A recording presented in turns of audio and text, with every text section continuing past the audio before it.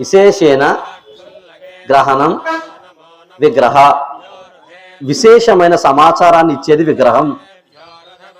చెప్పండి, విశేషమైన సమాచారాన్ని ఇచ్చేది విగ్రహం.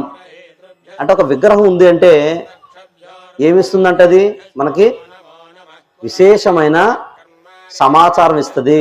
అంటే విగ్రహం మనకి ఏదో చెప్పాలనుకుంటుంది. విగ్రహాన్ని నిర్మించిన వాళ్ళు దాని ద్వారా మనకి ఏదో చెప్పాలని అనుకుంటున్నారు. ఇంకా విగ్రహం అనే పదానికి మనం ఇంకా ఈజీగా తెలుసుకోవాలనుకుంటే తాను ప్రత్యక్షంగా ఉంటూ పరోక్షాన్ని చూపించేది విగ్రహం.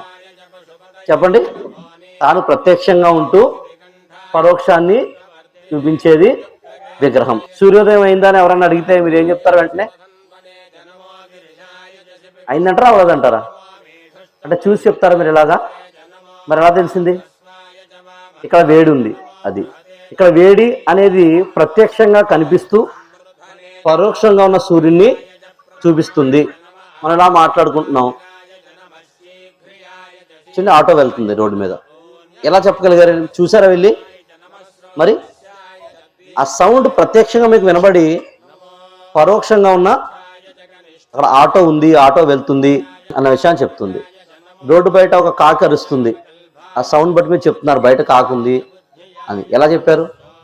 లోపల కావు కావు అనే ఒక సౌండ్ మీ చెవికి వినబడి అది మీకు ప్రత్యక్షంగా అది వినబడింది సౌండ్, కానీ పరోక్షంగా అక్కడ ఉందన్న విషయం తెలుస్తుంది.